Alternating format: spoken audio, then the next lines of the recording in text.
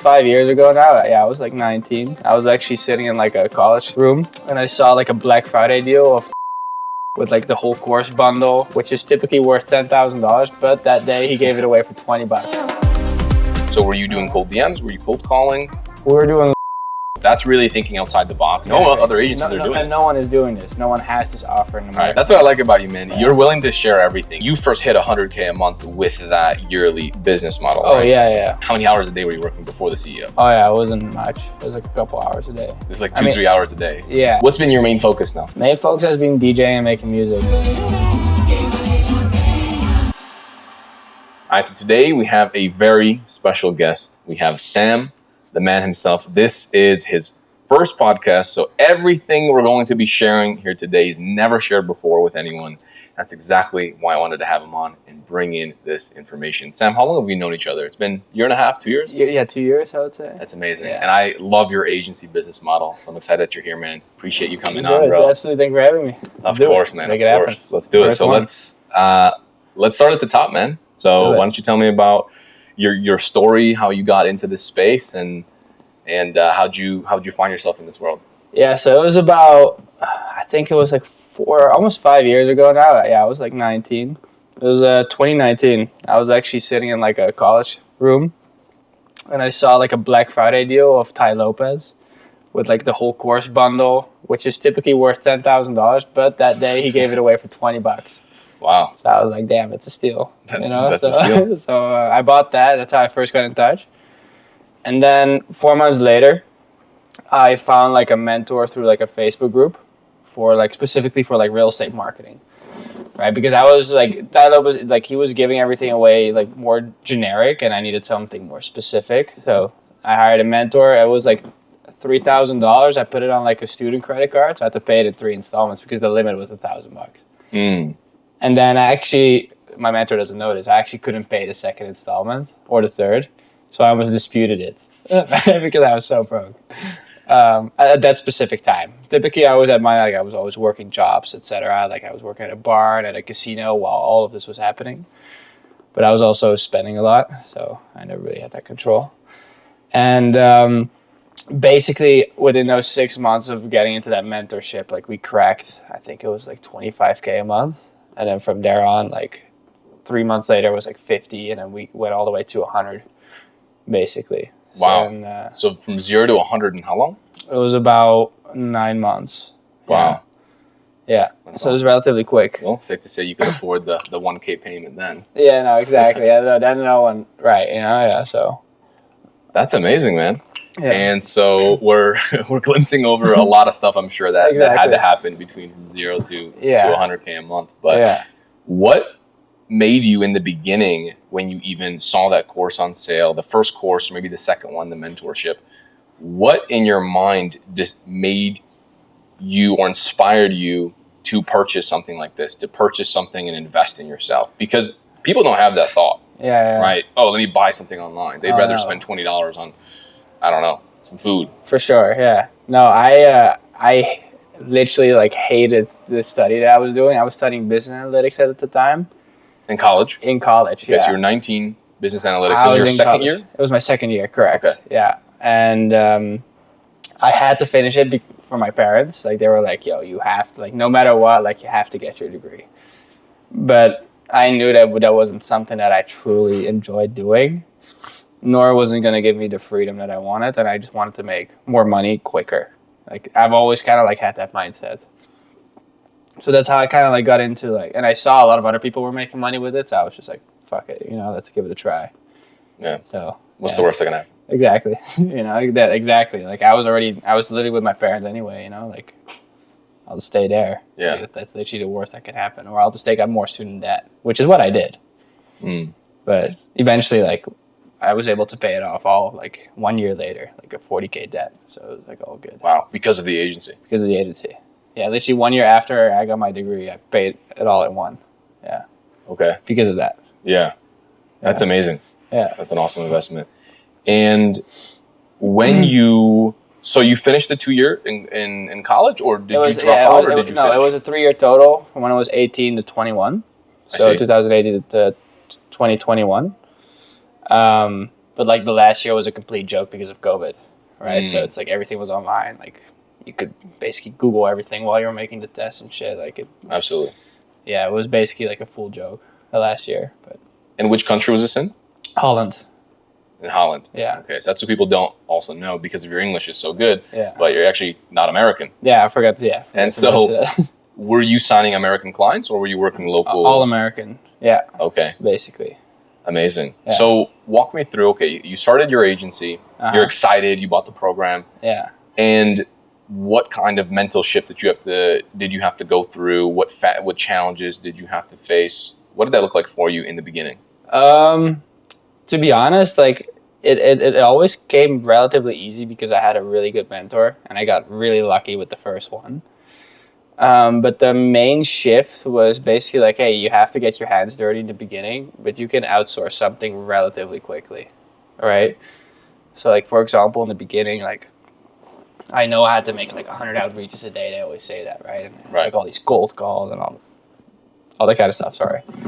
And quickly, like I got really tired of it, so I just like hired people in like the Philippines, as you know, and like Colombia to basically do all of that stuff for me.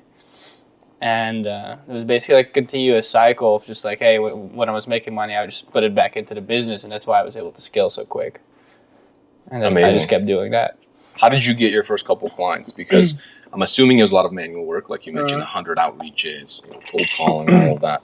How did you first start getting clients? Yeah, so my first client was actually, so in every course, they always say like, hey, look at the people that you already know, right? And the niche that you would like to work in, or maybe just like look at anyone that maybe needs your services in like your circle. So when I was actually in my second year of college, I had a girlfriend in New York, right? And we went like back and forth later as well. That's why I had such a massive student debt. And basically she had like a gap year in Amsterdam and then she flew back. So that's why we did the back and forth. Her dad was actually a real estate agent. Right, so I did basically a lot of free work for him. I helped him out because his social media sucked, but he was like a killer agent. And we got him like some crazy results and basically leveraged that case study to get more clients. Right, so like we started doing outreach and we were like, yo, look at who we've helped already. Like, can we do this for free for you for 10 days and see where we can take this? So we started doing free trials and leveraging that case study to basically get more clients. And that rolled up really quickly because that guy was actually a pretty big name in the industry as well. So that helped a lot. Okay. Yeah. Amazing. And so you started with free trials. What was your price point back then? I was literally charging like $500 a month. And then like for the first literally like 2 months.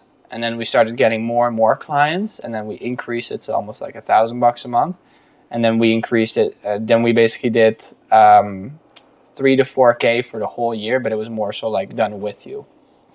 And then we increase and increase and increase. And once we basically did the high ticket stuff, like 3 to 4K, that's really when it blasted off. Because we also had the guarantee, we're like, hey, if you don't close any deals in a year of us working together, we'll refund you the whole amount. Of course, you have to respond to leads within 7 days, etc. And agents like that more because like they know they need to give it at least 6 to 12 months, right, to make this work. And one deal equates like 6 to 12K most of the time for them. So it was like a no-brainer after that. Right. Okay. So in the beginning, when you were getting those initial clients, was that through? You said you leveraged the case study. So were you doing cold DMs? Were you cold calling? We were doing Loom outreach. And we actually still are to this day. We still have a little team that does that. Oh, that's amazing. Yeah, that's amazing. So what was your? I know you have a very automated business. That's I think what's very unique about your business, which allows you to travel and do all the stuff that we'll get into. Yeah. But what were your first few hires? I would say, in the business? I mean, my first was all like outbound reps, sending those Loom videos and cold calling. But after that, before hiring any sales reps, it was basically a CSM, client success manager, to manage all the clients. Because I knew like I need to focus on sales as long as I humanly can. Because that's the highest paying, like highest leverage task that I can do, right? Absolutely. So that's the one that I hired, like literally, like last, like even a year after I hired my CSM. Okay. So in the beginning, you were signing on clients. It was $500 a month. You were doing Facebook ads in the real estate niche and specifically working with realtors. And then as you kept on getting more and more clients, you were running the Facebook ads yourself? No, one of our virtual assistants basically. Oh, I see. Okay, so your first hire then was the media buyer? No, so it was actually still the outbound reps, and then the client success manager, and then the client success manager kind of needed like an executive assistant to run all the ads, right? So that she could focus talk with all the clients, and they kind of like work together. I see. So client success manager was also running the ads. Exactly, in the beginning. Interesting. Yeah, in the beginning. Or I was running them, to be honest, because it was like so easy to create them, you know? So it's just like, I'll do it myself, and then she'll do everything with the clients. That's interesting that you hired the outbound reps first. I don't normally hear that model. Yeah. Right? That's usually the last thing. So your outbound reps were sending Loom videos, outbound reps, scraping reps, and they were just like going at it all day, because I knew like they would book the appointments in my calendar, I would close them, you know? So. And they were booking from, you said, cold Looms, which is email campaigns. They would scrape a list. They would send emails, basically telling them, "Hey, can I send you this Loom?" And then they would film it, right? Exactly. And now, because like we're getting clients from all different space, I can kind of like share the sauce. So in the real estate niche, there's like a housing policy, right, on the Facebook ad library. So if you click that, you can see all the ads that are running per city in every city in the US of real estate agents that are running ads. So we're able to pull every single agent that's currently running ads, and we would just like make Loom videos roasting their ads all day. Like literally there would be thousands of new ads popping up every day, and we would just like roast them and send them a video about it and how they could improve.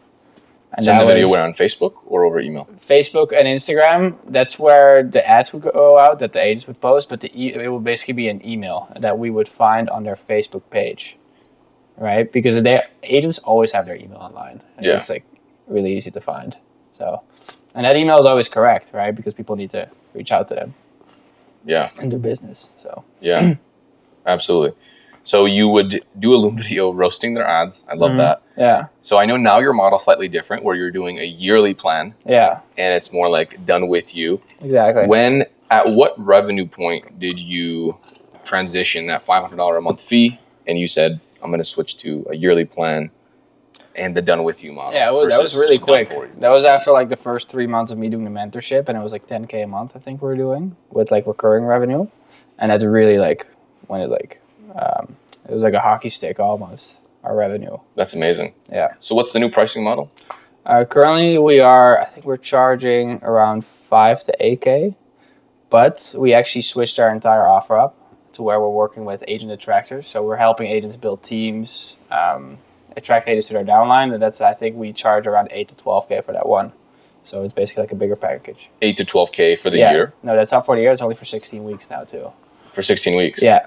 Interesting. Yeah. Interesting. But your past offer, I think last time we spoke in depth about this, you were telling me it was like 5 or 6K for the year. Exactly, yeah. And then you were just setting up their ads, and then they were managing it, or how did you have it set up? So we would manage our Facebook ads. We would run Google local service ads with them, right? Which is kind of like Google PPC. Yep.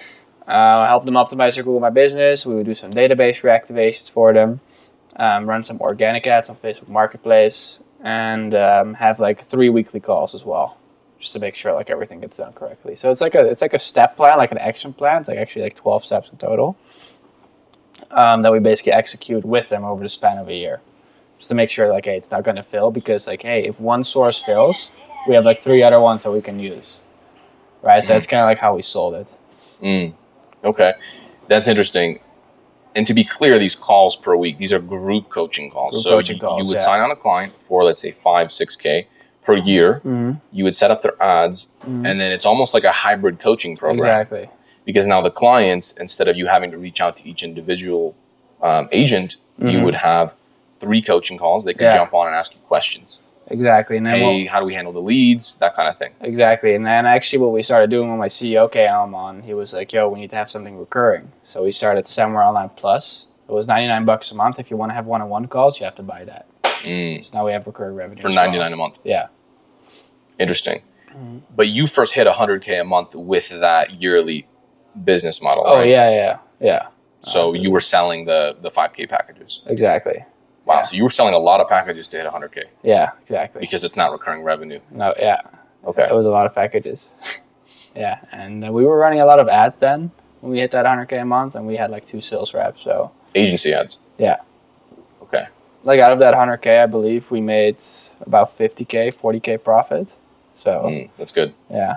Yeah, most agency owners are about 30% profit margin. Yeah. Roughly. I would say like now with the CEO and the sales reps, like we're currently at that, and we're also testing a bunch of new stuff, and I'm also like not involved at all. So yeah, it's like I prefer that, you know. Yeah, exactly. Yeah, I think last time we hung out, we went out here to the range, and you were telling me you were just like in the process of training your CEO. Exactly. So it's great that you have him trained on, and now you're doing music and playing shows all over while he runs the business for you. Yeah, so that's amazing. But before we dive into all of that, so your model is, I like it. It's very interesting. So you have a client, you onboard them, and you're using GoHighLevel for the database reactivation. Everything, yeah. Okay. And then for the Facebook ads.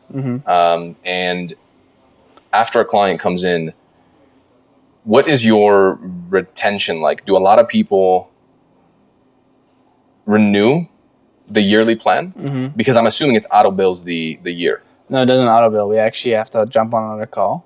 Oh, interesting. So yeah, because like with agents, like you never know what happens in a year. Sometimes you don't hear from them, etc. So we want to make sure they're okay with like, hey, doing another year. So typically what we see, it's about 15 to 20% renews after the year, which in real estate, it's still really high actually, if they've been with you for a year. So that's what we're currently seeing. But now that we're also offering like, hey, after the year, we're even doing like month-to-month subscriptions.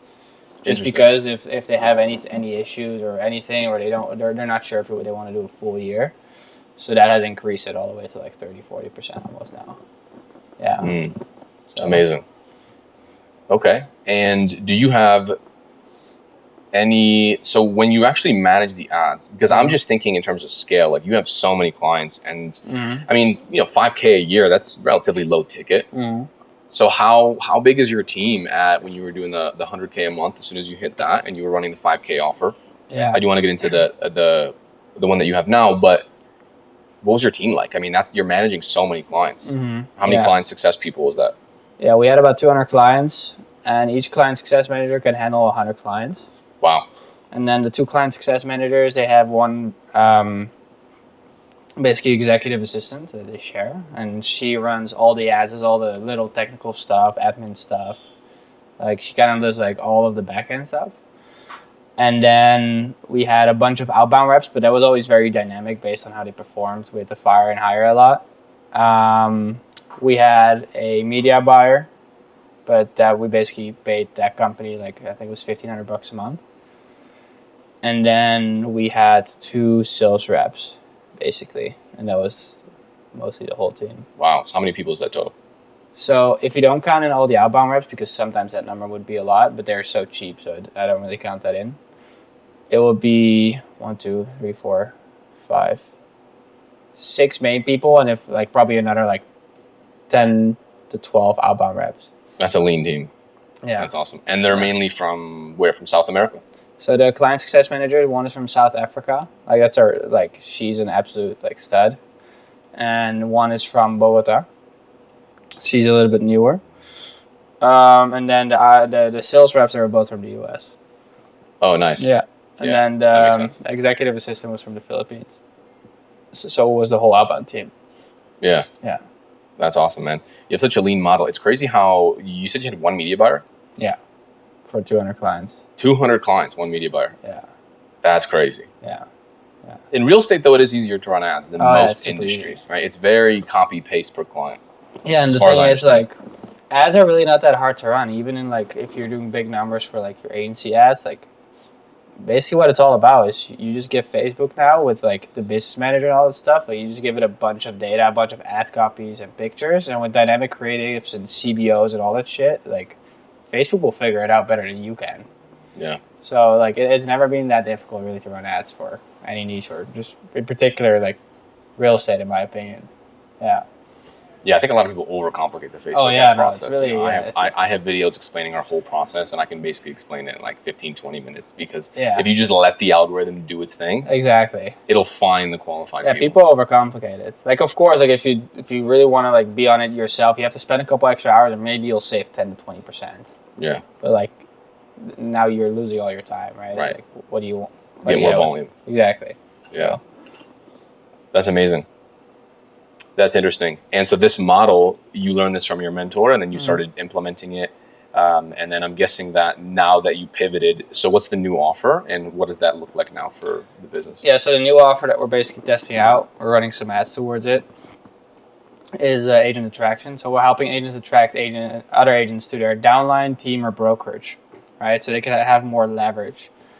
Because you probably know, like, there's like EXP and there's real brokerage, and they incentivize agents to attract more agents towards like the brokerage, and they can get a percentage of the first couple of deals they earn and all that kind of stuff. And it's like more passive. It's like extremely easy to run.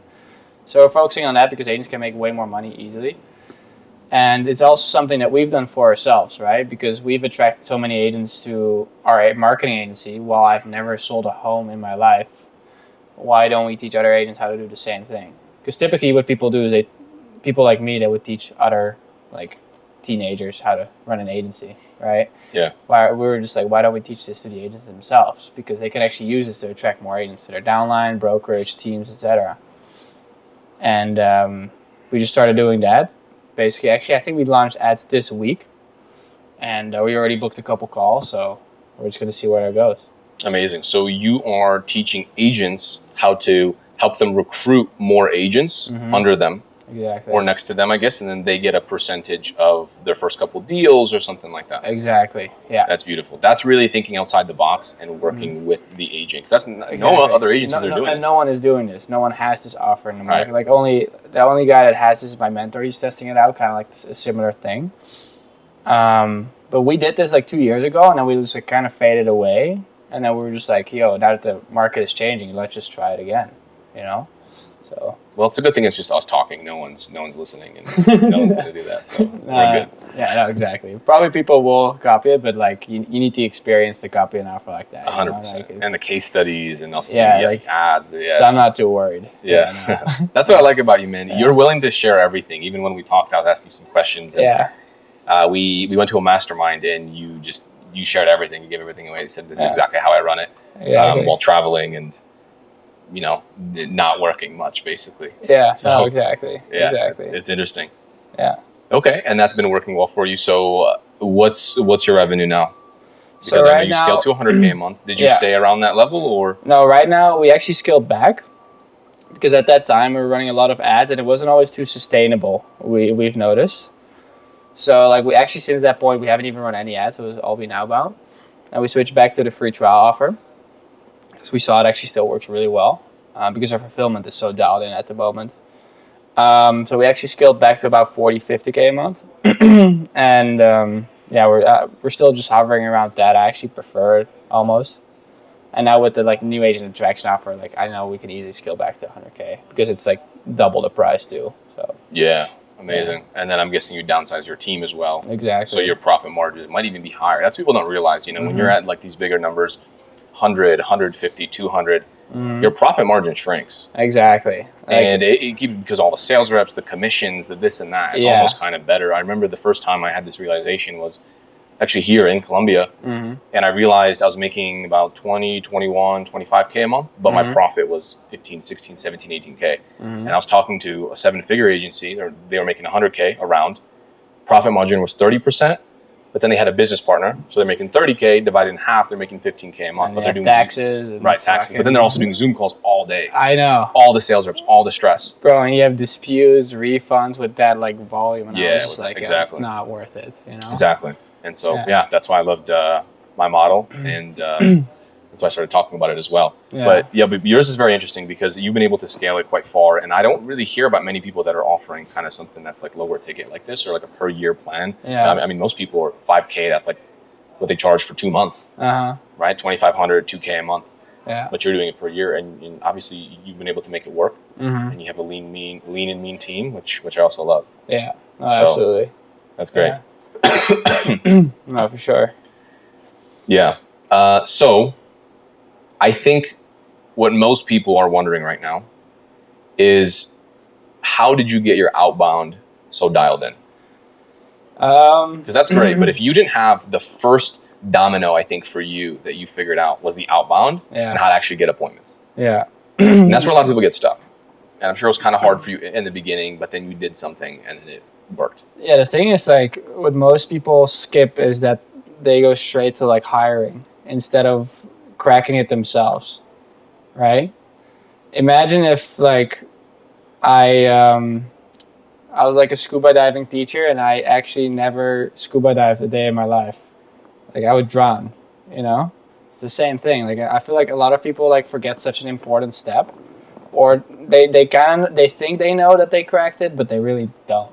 You know, like, they've never booked a lot of appointments themselves. They never actually put in the reps. They never actually send out those emails.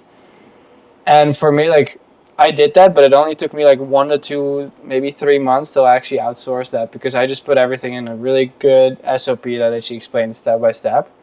And then I built the whole outbound team around it. And like, at this point, like, we have one manager in the outbound team that like sees the changes and implements stuff, but it's the whole framework is still the same.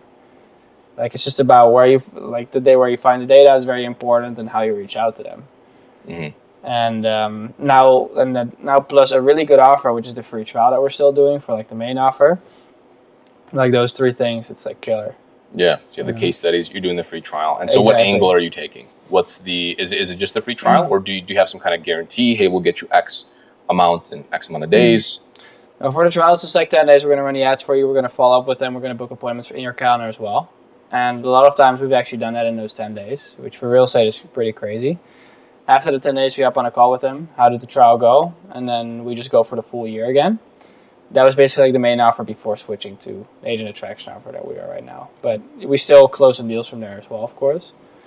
But yeah, that's basically it with that package. Yeah, there's not really much else to it. Yeah, simple enough, man. I know in real estate there's a lot of competition though. Mm-hmm. There's a lot of agencies in real estate. Yeah. How do you differentiate yourself from all these other companies? Because I'm sure you're not the only one emailing them or sending them DMs. Yeah. Why do they end up moving forward with you versus someone else? Most of the time, it's our case studies, actually. I thought it was, like, the product or anything, like, but, like, anyone can run a fucking Facebook ad, you know? Like, anyone can do this. It's not difficult. Yeah. But it's really the case studies. Like, we have, like, 40 of them on our website. And agents, sometimes we have agents on the sales call come on, and they were like, yo, I called every single agent on your website, and they all had good things to say. Right? So I think that's, like, the main differentiator, because you can have all the case studies in the world and the reviews, but like, if agents aren't able to find agents on your website, like, they're still skeptical as hell. Like, agents are probably, because they're salespeople, like, they're the most skeptical people probably I've seen when it comes to case studies, right? Like, agents, literally, some agents have spent like their entire day calling up all these people, which is just insane. But just to make sure that we are legit and that we're actually a real company. And a lot of other companies, actually, funny enough, they don't offer that on their website. Like, they just put the first name and then the first letter of their last name. You have no idea who these people are. You can't find them online. And just because, like, our transparency, I think it's like, we're just like, yo, if you want to call any of them, like, some will maybe say bad stuff, but they'll always happen, and they appreciate that, you know? So. Yeah, absolutely. And the cool thing is, too, because it's lower ticket, the expectations, like, it's pretty easy for them to get a return on investment. Yeah, especially on the trial. They sell one house. Exactly. How many years does that pay for of your service? Exactly, yeah. Like, years, exactly. Right. Yeah. So, yeah. But still, they won't always call. But, yeah, that's what they like the most we've seen. It's like the case studies. Yeah. Amazing, man. I love that. Yeah, that was dope. What advice, if someone wanted to just get into this space, what advice would you give someone that's just getting started? Maybe they were you when you were in college. Yeah. Paying debt, going to school. Yeah. Don't pick the real estate niche. No, I'm just kidding. I would say, like, probably just, like, see... I mean, is that just specifically for, like, marketing agencies, or what would the advice, or just, like, in up general? To you? Yeah. What would be the advice in terms of, would you start earlier? Would you pick a different niche? What would you go after? If you did want to pick a different niche, would you maybe hire someone earlier or faster? What does that look like for you? I would look at what is the best vehicle out there right now, right? It could be affiliate marketing. It could be a marketing agency. It could be like the growth operating stuff. I would do like extensive research on that. Basically, you could see like the amount of case studies, like the barrier to entry, how much that is, and all that kind of stuff. And then just like go all in with like one mentor that you can fully trust and that has that credibility, and preferably is still doing it themselves, right? Like I think that's the main key to starting off on the right foot. Because like my mentor, when I basically started with him, he was still running an agency himself at like $500,000 a month. Wow. And I think that's like the most important aspect, because I feel like there's a lot of gurus out there right now that don't run anything, but they teach people how to do it. Yeah. I never feel like they could really have a good pulse on what's actually going on. Yeah. You know, so yeah, that's basically my key advice there. Yeah. I love it. And what was one thing that you wish you knew earlier that took you way too long to figure out? I would say I could have hired the CSM earlier a little bit. CSM is customer success. So basically someone to talk to the clients. Exactly. Customer success and also sales reps. And I think the CEO took me like way too long. Like I waited like 4 or 5 years to hire one. I feel like I could have done that like almost 3 years ago. Wow. You know? So like I think the CEO was like the main aspect, but it's like so scary to just like give away the whole business. Absolutely. You know, so I would say those hires. Yeah. And that's basically it there. I think one of your superpowers, it seems, is hiring the right people. Mm-hmm. And I don't know if it's training or maybe you just have a good knack for finding the right people. Mm-hmm. How do you think about hiring? Because you've automated a lot of your business, and even before you had the CEO, I mean, you were still working. I mean, how many hours a day were you working before the CEO? Oh yeah, it wasn't much. It was like a couple hours a day. It was like 2-3 hours a day. Yeah, and if I was taking sales calls, of course it would be a full day, but that's just because I want to take more sales calls and I can just make a lot more money. Yeah. As well. So it was like an option. Yeah, absolutely. Yeah. So how do you go about hiring? So for like the outbound team, we always had like an agency in the Philippines, but they weren't actually that good. They actually started becoming worse. So we always looked at when we were hiring is this person like coachable? Or are they willing to put in the work, right? Like they could have a lot of, let's say like deficiencies in certain skill sets. But if they had those two things, we know we could make it work because we have the right SOPs in place, the right team members already. Because initially, of course, I trained them all myself, but now like we have managers that know how to train them, know how to watch them, and the CEO is on top of it as well. So that was mainly like how we hired the right people, and also just having like we even use an agency to hire our CSMs as well, and that's already a very solid agency. So I've also been very lucky to find people that are actually better at finding the right talent as well. So it's like them finding the right talent and just me also like filtering through them. So it's almost like a double barrier to get into a company. Yeah, that's true. So a lot of placing agencies, to be honest. Yeah. Awesome. How did you find the placing agencies? Through referrals, like mostly also from like the mastermind of my mentor. Yeah. Like literally, like everything I got was mostly through there. Amazing. People share stuff, and that's why it's so important to have that community. You know? Community group, yeah, exactly. Mentorship. Because I'm sure in the beginning too, you were bouncing off ideas. If something didn't work, you could post in the group, "Hey, this isn't working." Exactly, or we would share like what's working, what's not working, and we would all do it. You know, so exactly. Yeah. That's how you win. I love it. Exactly. So what's next? What's next for the agency? What's next for what you're doing for life? Yeah. Let's start with the agency and then we'll go into for sure. So with the agency, it's just like having the CEO run some new tests, see where it really goes.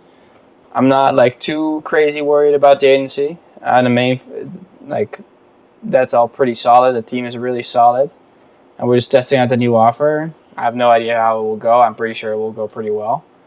And just really go from there with the agency then. Yeah. Amazing. Yeah, you've outsourced this. You can let the CEO handle that. Right? Exactly. Yeah, I'm just chilling right now. I love it. So it's kind of like a lifestyle business for you. Exactly. Right? You don't plan on selling it. You don't plan on getting rid of it. No, so we actually were in the process of selling it. But like yesterday, the guy sent me like a Google sheet of everything he needs to have, and I was like, "Fuck that," you know, like. I don't want this. Yeah, I don't want to do this. You'd rather keep the. I'd rather just keep it. The lifestyle. Like keep it like. I basically gave 50% to the CEO of the profit margin, So like he's focused on that, and like it's almost like he's running it as his own company, and it's like the goal, you know. 50% profit. Yeah. Okay, so I want him to run it as his own company. Like that's the main goal. Yeah. But still, that's good. I mean, if the profit's 40, 50K, exactly, as he scales it up, I mean, he's making a lot for sure. But so are you. Exactly. And you built the foundation, and you put him already in a winning system. Exactly. And the reason why I did 50% is I already had, like, when I was traveling 2-3 years ago, I already had a lot of friends that are at that point had a CEO that they were giving 50% away to, and they were pulling like 400K a month. And to this day, they still have that CEO, and they're pulling even bigger numbers without them doing anything. Yeah. That's how I knew it was possible. Yeah. Yeah. That's beautiful. Those friends. Yeah, I think a lot of people talk about selling the agency and this and that, but if it's good and it's a lifestyle business, I also prefer that. Yeah. Overselling it and getting one lump sum, I'd rather get the monthly. Yeah, and like the agency multiplier is shit anyway. Yeah. I mean, most people are selling it for 1.5, right? I mean, I've heard some people doing 1.5. Yeah, which is like nothing. It's nothing. You might as well just hold it for a year, let someone else maintain it, and then you have all that money. Yeah, exactly. Like do it that way. And you have a lifestyle business. Exactly. Yeah. So what's been your main focus now? Main focus has been DJing and making music. Exactly. So basically been making music since like February, March. I hired another mentor to teach me everything about making music. Because I started kind of like DJing in October, November. And I quickly realized, like, to get the big gigs and to get out of Colombia International, I need to have my own songs and my own sound. So I hired someone to teach me everything about producing. And like 2 months ago, we signed a big deal with Interscope for a song release, which has been crazy. That already paid back for all the mentorship as well. Like they're also paying me up front for the song and all that kind of stuff. And basically, like tomorrow we're touring. We're going to Panama, Bogota, and Medellin. We have shows this weekend, so that has basically been the new focus, is DJing and music. That's awesome, man. And that's what I love about also the agency model is you developed all these skills that now transferred over into industry that looks completely unrelated, music and DJing. Exactly. And yet in what has been like your first year of basically being a musician, you've gotten a record deal, you're touring, and you've been touring. This isn't your first tour. I always see your stories, man. You're in Cartagena, you're going to different countries, you're playing at big shows, you're playing at events. That's amazing because you gained the skills and you applied that same thing into music, right? You hired a mentor right away, and you're crushing. Thank you. You're crushing now, which is awesome. Bro. And so, what does that look like now for you? You travel once a week? It seems like you're traveling every week. Yeah, almost like shows. Every other week, probably now. Right now, and we have some shows next month in New York, and then I'll just go to Europe to chill with my family. And like I also basically created a record label to have more leverage, so we can work on more songs at the same time, because we have like more producers that we work with. So this has been super helpful to just like push out more and more music, and one of them is going to pop off. And we already have a bunch of records that we're working on that we know are going to pop off. It's just a matter of time. Yeah. Absolutely. How many records do you have out now? I currently have 2 records out now, but we have like 15 in the pipeline. Wow. Basically. So you're scaling up fast. Yeah, it's going really fast. But like if we co-sign stuff, like the other label needs some time. Like sometimes they need 3 months to release something, and it's like a time game, So, and we only really just started, so it's like we need to wait a little bit as well. That's amazing. Yeah. And so you're doing shows, you're essentially traveling every other week, you said? Mm-hmm. And so you're traveling around Colombia, around South America, or do you plan on expanding? Yeah, we did. You said you're going to New York. Yeah, we did it mostly around Colombia. And of course, tomorrow we're basically doing international as well. We're doing New York, so it's becoming more and more international as we speak. And yeah, that's of course like the main goal, It's to like have some hits. Like once we have like some music with good numbers, we can easily get those international gigs, and that's like the end goal. And basically do this like full time, because right now like it's paying for the travel, but that's about it, right? Yeah. So the goal is to do this full time, and then even at the same time, I talked with you earlier about this, just like the growth operating for other producers. Like influencer producers, so that we have our hand even deeper in the game, and basically creating school groups for those people. So that's like the next project as well. Amazing. Yeah, so you've really taken the skills that you learned from the first business. Exactly. You have this, and also because you didn't sell that company, you now have income. You have recurring income while you're able to pursue what you love, which is music and traveling and doing shows and being on the road. Yeah, I know, and I also stacked some cash as well. So it's like even if something does happen to the agency, like I can still survive for quite some time. Yeah. Yeah. And you'll be good. Yeah, exactly. That's amazing, man. Yeah. So for now, you're going to keep traveling and you're going to keep playing music. I love it. I'll also link up some songs. Yeah. What would you prefer? I link up Spotify? Yeah, you can just, Spotify. I have like a Spotify artist account, so. Okay, amazing. I'll link that up. So if people want to find you, if they want to see you, where should they look? I would say Instagram. Instagram's I'm like the best? most active there. Yeah, that's where I post like everything, like shows, like where I go, everything. I just like to keep it on one platform. It's easier. Amazing. And then we also record some sets on YouTube, but you can find that through the Instagram. So. Amazing. Yeah, that's all there. So what's the Instagram? If you want to say it, I'll link it up as well. Yeah, it's Spijker_OFC. So it's kind of hard to like pronounce it, but it's SPIJKER_OFC. Amazing. Yeah, and then we'll be linked up as well. So. Yeah, amazing. Absolutely. All right, brother. Any last words? Anything else you wanna mention here before we close out? I would say just like follow your dreams, but it's always important to have that base set up correctly. Like people always say, like, first focus on your dreams, but I feel like first get your money right and then focus on your dreams is the right way to do it. I agree. That's basically how I did it. It's like I got my money right, so I can put my full focus on what I love, which is music. Exactly. And now you're not stressed, right? How many musicians are, starving artists? They don't know where their next dollar's coming from. Right. And then they have to do things. They have to make money decisions versus passion decisions. Exactly. I want to release this song because I want to. Exactly. And right now, like, I'm picking the venues that I want to play at. Like, I can say no to a bunch of venues because I don't need that money. Like, I do it because I like the venue, I like the party, and I like why they're setting it up, And I think that's, like, the most important thing. Like, a lot of people forget. It's just get your money right, then do what you love. I agree 100%. And it's funny because I've never even shared this, but that's why I got into the business as well. Exactly. My background is I was a gymnastics coach. And so I wanted to get into stunts because that's the only way you can make money. And I was doing parkour. I was doing a bunch of other stuff. And actually the reason I even started my agency was because I wanted to travel and do parkour and do flips and climb buildings. But I also wanted some baseline income. Even if it was like $5K a month. I mean, you could still travel a lot of places with that. Exactly. And live a decent life. So I love that you took that route, and obviously it's worked out. So exactly. Yeah, I appreciate you jumping on, man. This has been super valuable. I think everyone enjoyed your story, and I'd be excited to have you back on in a bit here and hear how the music career has elevated and to see how you've grown the company. Let's do it. Awesome. Thank you for having me. Amazing, of course, bro. All right. Boom. All right, check out the links below. Yeah.